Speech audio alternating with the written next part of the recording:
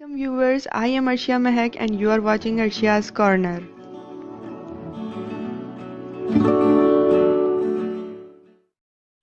बिस्मिल्लाहिर्रहमानिर्रहीम, अस्सलामुअलैकुम। आज की इस वीडियो में मैं बताऊंगी आपको आड़ू का शरबत बनाने की रेसिपी। और बहुत ही मज़ेदार शरबत है, गर्मियों के हवाले से बहुत ज़्यादा फ़ायदेमंद है, मैदे के लिए भी बहुत ज़्यादा फ़ायदेमंद शरबत है ये। और आड़ू जो है ख़ुद भी बहुत ज़्यादा फ़ायदेमंद होता है, खून की कमी को ख़त्म करता है, स्किन के लिए भी बहुत ज़्यादा फ़ायदेमंद होता है, छिलके के साथ ज़्यादा फ़ायदेमंद होता है। तो इसके लिए हमने आड़ू लिए हैं, चीनी ली है, काला नमक हम लेंगे हस्बे ज़ायका। सबसे पहले इसे हम कट कर लेंगे।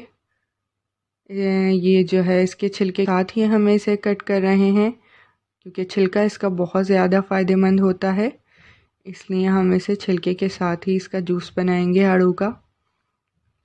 खाना भी इसे छिलके के साथ ही चाहिए, और लेकिन अगर आप नहीं पसंद करते हो तो छील के भी खा सकते हैं। तो इस तरह देखें, इसके हम छोटे छोटे पीसेस कर लेंगे आड़ू के, और फिर इसको एक बर्तन में हम डालेंगे। ये हमने इस बर्तन में इसे डाल दिया है, और इसके बाद हम इसमें चीनी डालेंगे। चीनी मैं 3 टेबलस्पून डाल रही हूँ, आप हस्बे ज़ायका भी चीनी डाल सकते हैं जितनी आप पसंद करते हों, या अगर आड़ू बहुत ज़्यादा कच्चे हों तो आपको चीनी का इस्तेमाल थोड़ा ज़्यादा करना पड़ेगा। इसके बाद हम 2 गिलास तकरीबन इसमें पानी डाल रहे हैं। ये पानी डालने के बाद अब हम इसका फ्लेम को ऑन करेंगे। ये मैंने अब फ्लेम ऑन कर दिया है। फिर इसे हम थोड़ी देर के लिए पकने देंगे। अच्छी तरह इसे हम पका लेंगे। 6 से 7 मिनट तक तकरीबन हम इसे पकाएंगे, और फिर देखेंगे ये जब ज़रा गल जाएंगे, पहले इसे हम चेक करेंगे, और जब ये गल जाएंगे तो फिर इसका जो है हम फ्लेम बंद कर लेंगे।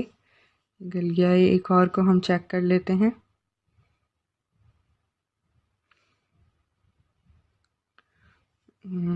गल गया है।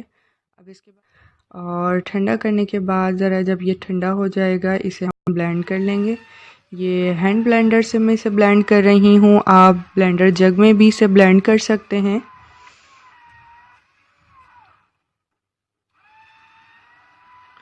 और जब ये अच्छी तरह ज़रा ब्लेंड हो जाएगा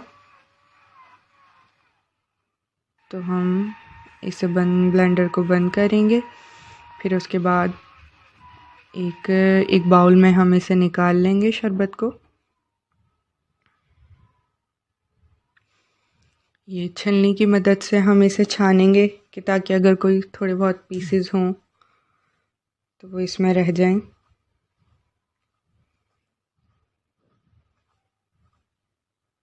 और ये अब सारा हम इसमें निकाल लेंगे।